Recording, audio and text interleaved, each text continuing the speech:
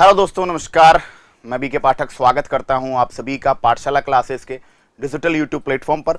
Stenographer का exam है कल और अंतिम समय पर एक दो टॉपिक छोटे छोटे 15-15 मिनट के, लेकिन 15-15 मिनट के दोनों टॉपिक से सवाल लगभग दो आपको मिलने वाले हैं। पूरी संभावना है। इसीलिए मैंने इन टॉपिक्स को, छोटे टॉपिक है, बच्चा बहुत बड़ा समझ के दिमाग में जो है हवा बना के बैठा रहता है। ये दो छोटे टॉपिक है, आखिरी चोट करने के लिए बचा के रखे हुए थे। क्यों? क्योंकि 15 मिनट पढ़ो और 15 मिनट में एक या दो सवाल पक्के आपको मिलेंगे। बायोमास की बात कर लीजिए, चाहे इस गुणसूत्र की बात कर लीजिए, क्रोमोसोम की बात कर लीजिए। ये एक्चुअली टॉपिक्स नहीं, सब टॉपिक है। गुणसूत्र जेनेटिक्स में पढ़ाया जाता है, बायोटेक में पढ़ाया जाता है, सब टॉपिक। और बायोमास जो है ऊर्जा संसाधन में पढ़ाया जाता है। ऊर्जा संसाधन हम पढ़ चुके हैं, एनर्जी रिसोर्सेज, नेचुरल रिसोर्सेज हम पढ़ चुके हैं।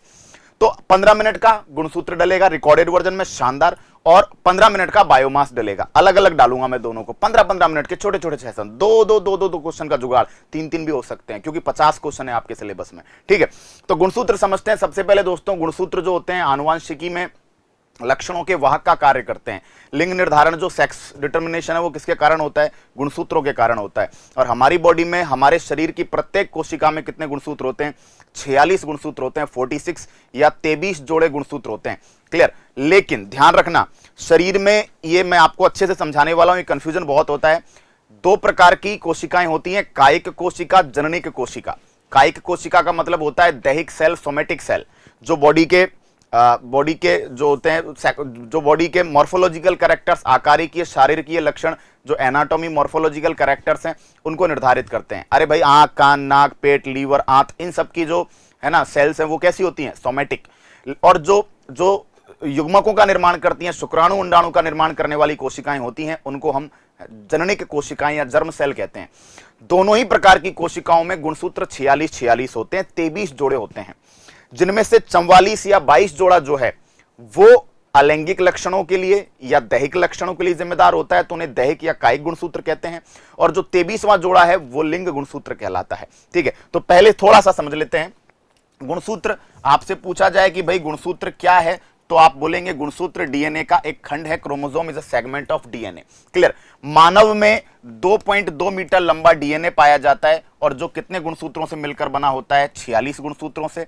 डीएनए की खोज की बात करें, स्ट्रॉसवर्गर ने 1875 में की। सॉरी, गुणसूत्र की बात कर रहे हैं। और नाम जो है वो डब्ल्यू वोल्डेयर ने 1888 में दिया है। क्लियर? और अगर हम बात करें तो फ्लेमिंग नाम के व्यक्ति ने क्रोमेटीन भी कहा है। फ्लेमिंग नाम के व्यक्ति ने क्या कहा है? क्रोमेटीन। क्लियर?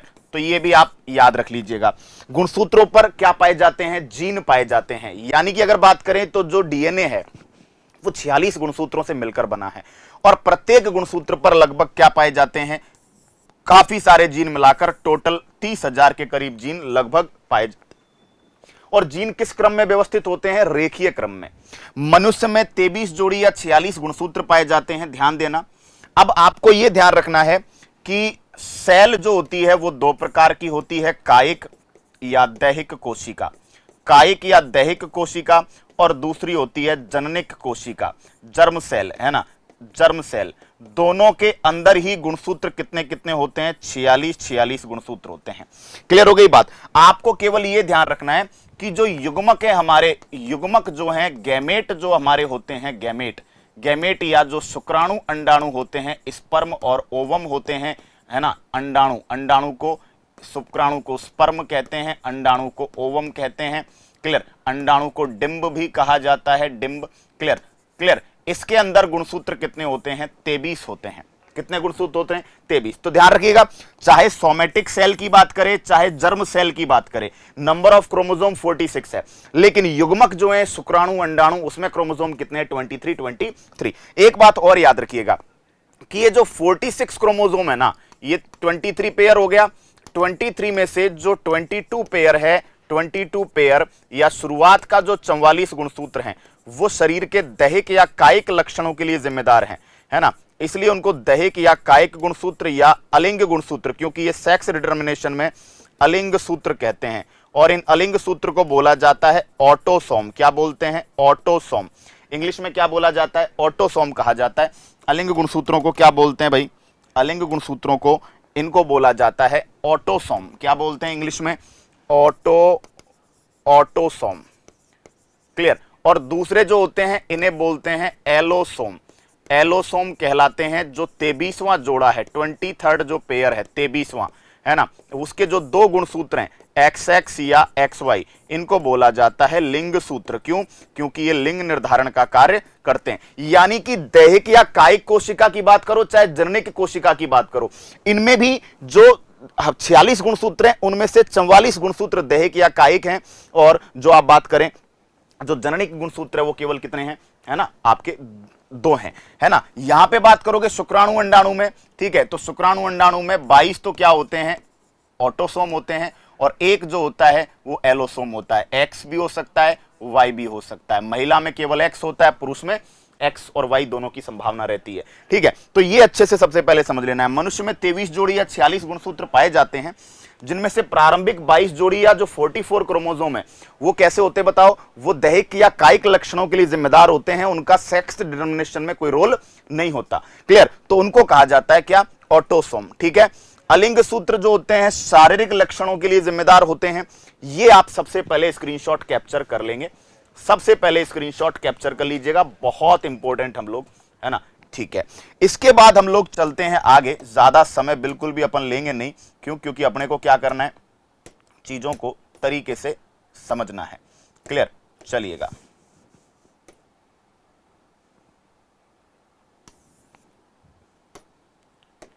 चलिए अब हम बढ़ते हैं आगे।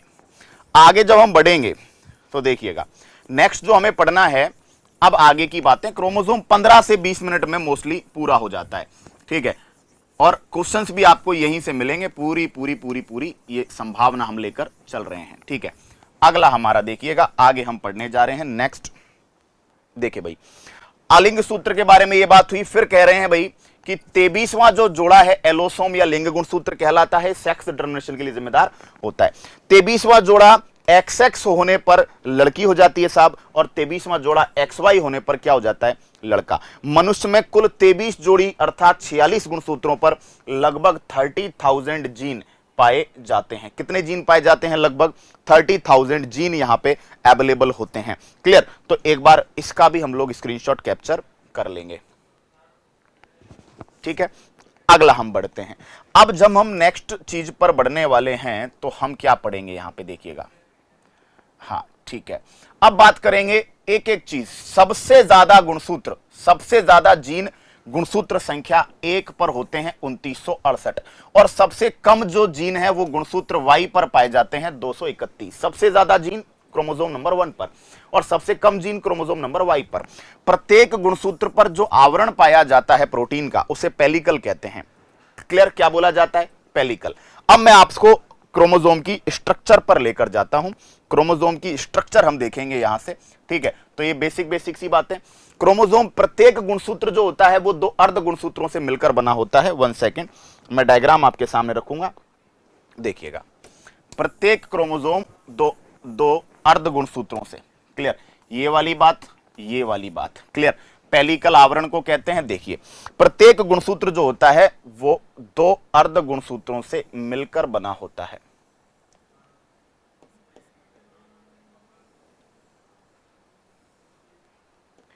क्लियर? प्रत्येक गुणसूत्र 2 अर्ध गुणसूत्रों से मिलकर बना होगा, इनको बोलते हैं अर्ध गुणसूत्र। और दोनों इनको बोलते हैं, प्रत्येक गुणसूत्र 2 अर्ध गुणसूत्र। अर्ध गुणसूत्र जो होता है इनको बोलते हैं क्रोमेटिड, और क्रोमेटिड जो होता है अर्ध गुणसूत्र। दोनों अर्ध गुणसूत्र जिस जगह पर एक दूसरे से मिलते हैं उस जगह को गुणसूत्र बिंदु, सेंट्रोमियर कहा जाता है। दोनों अर्ध गुणसूत्र जिस जगह पर जुड़े होते हैं उस जगह को सेंट्रोमियर।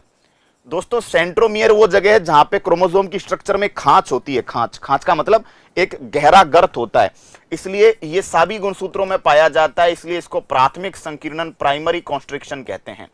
यानी कि ध्यान देना, प्रत्येक गुणसूत्र 2 अर्ध गुणसूत्रों से मिलकर बना है, और दोनों अर्ध गुणसूत्र जिस जगह पर जुड़े होते हैं उसे प्राथमिक संकीर्णन या क्या बोला जाता है, सेंट्रोमियर, है ना। अच्छा, दोनों अर्ध गुणसूत्रों के अंदर, दोनों अर्ध गुणसूत्रों के अंदर धागे की तरह गुथी हुई 2 संरचनाएं होती हैं।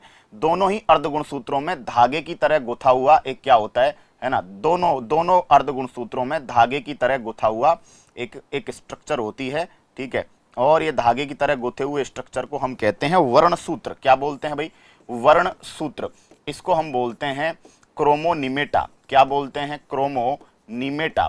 और ये जो वर्ण सूत्र है क्रोमोनिमेटा, इस पर छोटी छोटी संरचनाएं होती हैं जो माला के मोतियों की तरह पाई जाती हैं, है ना। माला के मोतियों की तरह छोटी छोटी संरचनाएं इस पर पाई जाती हैं, माला के मोतियों की तरह। और ऐसा माना जाता है, इनको दोस्तों वर्ण कणिकाएं, जो माला के मोतियों के समान जो स्ट्रक्चर हैं उनको वर्ण कणिकाएं या उनको क्रोमोमियर कहते हैं। क्या बोलते हैं? क्रोमोमियर। और ये जो क्रोमोमियर होता है, इसको कहा जाता है कि ये गुणसूत्र पर जीन की तरह होते हैं। क्लियर हो गई बात? गुणसूत्र के अंदर, ठीक है, गुणसूत्र के अंदर जो तरल भरा रहता है उस तरल को मैट्रिक्स बोलते हैं। क्या बोलते हैं? मैट्रिक्स। गुणसूत्र के अंदर जो तरल बना होता है उसे मैट्रिक्स कहते हैं। और क्रोमोसोम बना किसका होता है? क्रोमोसोम बना होता है डीएनए का, आरएनए का, साथ में histone protein. DNA, RNA, histone protein. Clear? DNA ध्यान रखना नेगेटिव चार्ज होता है, हिस्टोन प्रोटीन पॉजिटिव चार्ज होती है। डीएनए ऋणावेशित एक अणु होता है, हिस्टोन प्रोटीन धनावेशित होती है। क्लियर? तो गुणसूत्र की स्ट्रक्चर हम देख रहे हैं। गुणसूत्र का आवरण पेलिकल कहलाता है, प्रोटीन का बना होता है। गुणसूत्र दो अर्धगुणसूत्र या क्रोमेटिड से मिलकर बना होता है। दोनों अर्धगुणसूत्र जिस जगह पर मिले होते हैं उसे हम क्या कहते हैं? गुणसूत्र बिंदु, सेंट्रोमियर। और ये गुणसूत्र में पहली खांच होती है क्रोमोसोम के अंदर, ठीक है। उसके बाद प्रत्येक क्रोमेटिड में दो धागे की तरह गुथी हुई स्ट्रक्चर है जिनको हमने वर्णसूत्र क्रोमोनिमेटा कहा है। और प्रत्येक क्रोमोनिमेटा पर माला के मोतियों की तरह जो स्ट्रक्चर पाई जाती है उसे हम क्या कहते हैं? क्रोमोमियर। क्लियर? अब देखना कुछ, अच्छा, गुणसूत्र का जो आखिरी किनारा होता है ये, ठीक है, ध्यान देना, 1 सेकेंड, इसको इधर से हटा के, ये क्या कहलाया? ये वाला स्ट्रक्चर क्या कहला रही है? क्रोमेटिड, ठीक है। अब हम बात करेंगे कि ये जो गुणसूत्र का आखिरी किनारा आप देख रहे हैं ये वाला, इसको दोस्तों टीलोमियर कहते हैं। गुणसूत्र का किनारा, गुणसूत्र के जो लास्ट के एंड है उनको टीलोमियर कहते हैं। क्या बोलते हैं? टीलोमियर। कुछ गुणसूत्रों में एक द्वितीयक खांच भी पाई जाती है। कुछ गुणसूत्रों में एक सेकेंडरी कंस्ट्रक्शन पाया जाता है, सेकेंड खांच, द्वितीयक संकीर्णन, सेकेंडरी कंस्ट्रक्शन पाया जाता है। और सेकेंडरी कंस्ट्रक्शन जिन गुणसूत्रों में पाया जाता है उन्हें सेट क्रोमोसोम, उन्हें सैटेलाइट गुणसूत्र या उन्हें अर्ध सैटेलाइट गुणसूत्र या उन्हें अनुषंगी गुणसूत्र कहा जाता है। ध्यान देना क्या कह रहे हैं। कुछ गुणसूत्र जिनमें एक द्वितीयक खांच पाई जाती है और जिन गुणसूत्रों में एक द्वितीयक खांच पाई जाती है उन गुणसूत्रों को सैटेलाइट क्रोमोसोम कहते हैं। और ध्यान रखना है, मानव में 13वीं, 14वीं, 15वीं, 21वां और 22वां जोड़ा, मानव में 13, 14, 15, 21वां और 22वां जो जोड़ा है वो सैटेलाइट क्रोमोसोम का जोड़ा है। यानी मानव में 13वां, 14वां, 15वां, 21वां, 22वां जो जोड़ा है उसके अंतर्गत एक सेकेंडरी कॉन्स्ट्रिक्शन, एक द्वितीय खांच जो है बच्चों पाई जाती है। गुणसूत्र की स्ट्रक्चर से क्वेश्चंस पूछे जाते हैं। तो जल्दी से जल्दी, है ना, टेक योर स्क्रीनशॉट। आगे बात हम लोग फिर करेंगे, ठीक है। स्क्रीनशॉट कैप्चर हुआ। चलिए अब हम बढ़ते हैं आगे और अब हमें छोटी छोटी कुछ चीजें, 15 से 20 मिनट का पूरा जुगाड़ है और 1 या 2 सवाल पूरी संभावना बनती है। अगर सिलेबस को एग्जामिनर फॉलो करेगा तो 1 या 2 सवाल आपको यहां से आते हुए दिखेंगे, ठीक है। आगे हम बात कर रहे हैं, देखिएगा, ये वर्ण कणिकाओं की बात हो गई, है ना, सारा इसके अंदर है, ठीक है। उसके बाद बात करते हैं, ठीक है, गुणसूत्र की स्ट्रक्चर देखिए यहां पे भी दी हुई है, इसको भी आप देख लेंगे, ठीक है। क्लियर? ये गुणसूत्र जोड़े में पाया जाता है तो ये गुणसूत्र जोड़े की तरह बताया हुआ है। भाई गुणसूत्र किस में मिलते हैं? हमेशा जोड़े में मिलते हैं, है ना। तो ये इस तरीके से एक बनाया हुआ है, ठीक है, और इस तरीके से दूसरा बनाया हुआ है। क्लियर? तो गुणसूत्र हमेशा जोड़े में मिलते हैं, दैट्स वाई इसको इस तरीके से। तो बताओ ये वाला भाग कौन सा होगा गुणसूत्र में? क्रोमेटिड होगा। दोनों गुणसूत्र जिस जगह होंगे सेंट्रोमियर। यहां पे देख लीजिए, ये सेकेंडरी कंस्ट्रक्शन बनाया हुआ है, द्वितीय खांच बनाई हुई है। प्रोटीन के आवरण को पेलिकल कह दिया। अंदर जो द्रव भरा रहता है उसे मैट्रिक्स कहते हैं। क्लियर? सैटेलाइट दोनों तरफ दिखा रखा है, सैटेलाइट आपका। क्लियर? साथ ही साथ प्राथमिक खांच जिसको गुणसूत्र बिंदु कहते हैं, ये सब आपने पढ़ाई है, क्रोमेटिड आपने पढ़ा है, वगैरह वगैरह, ठीक है। अब चलिए पहले इस पे चलते हैं। इसमें जब हम बात करेंगे, देखिए गुणसूत्र का अंतिम खंड टीलोमियर कहलाता है, ये बात हमने पढ़ी है। क्लियर? अब देखो कुछ चीजें आपको गुणसूत्र के बारे में एक्स्ट्रा, है ना। देखो, एक होते हैं पॉलीटीन गुणसूत्र। पॉलीटीन गुणसूत्रों को महागुणसूत्र कहते हैं।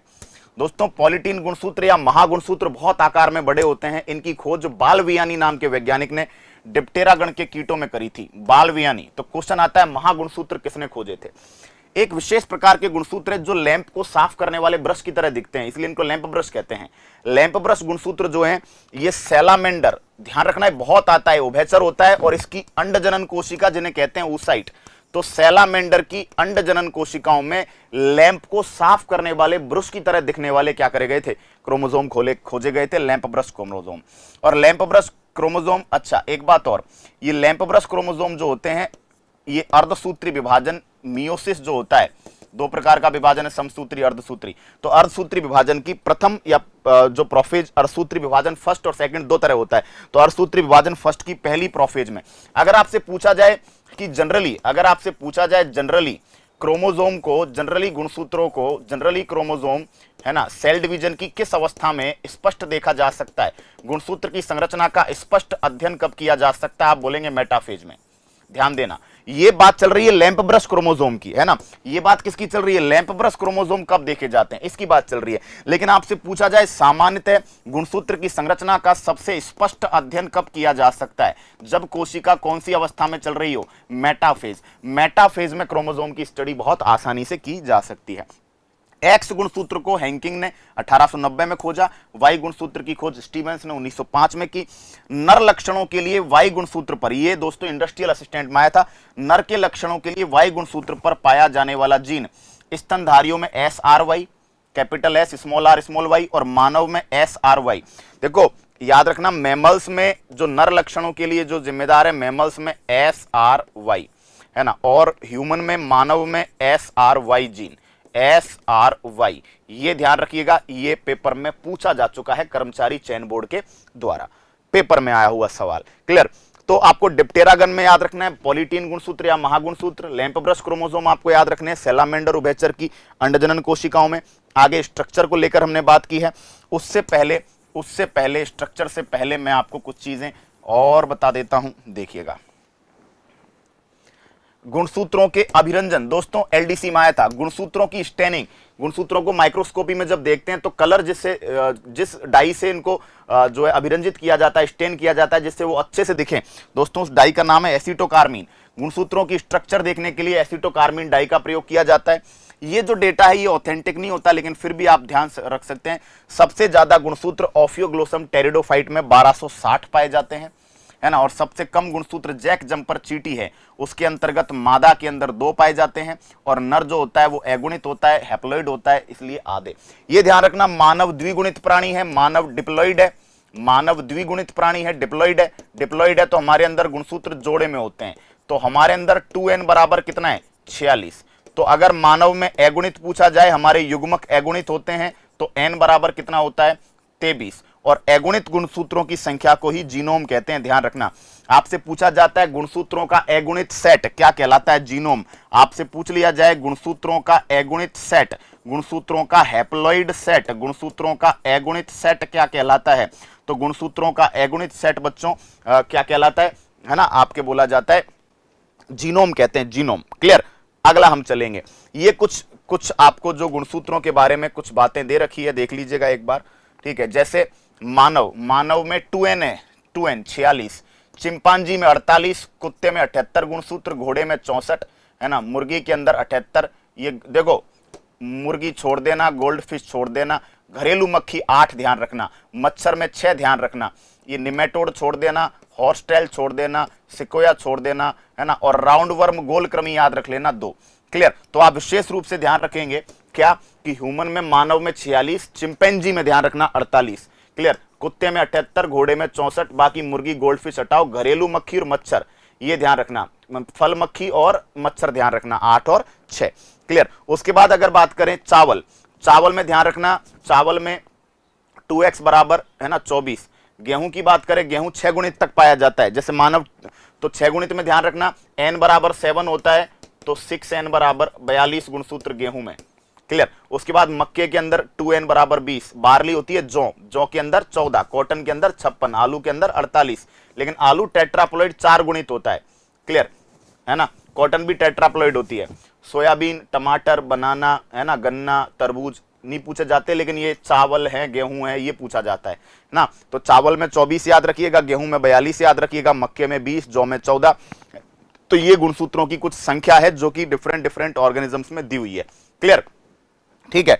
अगला जो गुणसूत्र यहां और गुणसूत्रों का जो सेगमेंट है हमारा, कंप्लीट होता है। गुणसूत्रों से रिलेटेड जो सवाल पेपर में पूछे जाते हैं वो सारे के सारे हम लोग गुणसूत्र डीएनए, आरएनए, हिस्टोन प्रोटीन के बने होते हैं, ये हम बात कर चुके हैं। और गुणसूत्रवाद का जो सिद्धांत है, आनुवांशिकी में जो क्रोमोसोमल थ्योरी है, गुणसूत्रवाद आनुवांशिकी में जो क्रोमोसोमल थ्योरी है, क्रोमोसोमल थ्योरी आनुवांशिकी में जो गुणसूत्रवाद है, क्रोमोसोमल थ्योरी, वो किसने दिया था? वो दिया था शट्टन और वोबेरी ने। शट्टन और वोबेरी नाम के साइंटिस्ट ने क्रोमोसोमल थ्योरी जो है वो प्रोवाइड की है। क्लियर बच्चों? तो जस्ट मुझे लगा कि 20 मिनट हमें लगे हैं और ये 20 मिनट आपको एक या दो सवाल देकर जाएंगे, पूरी संभावना है। बायोमास का भी 15 मिनट का वीडियो आपके सामने आएगा, बने रहिएगा। आगे बात नेक्स्ट वीडियो में करेंगे, तब तक के लिए लेता हूं विदा, टाटा बाय बाय, जय हिंद।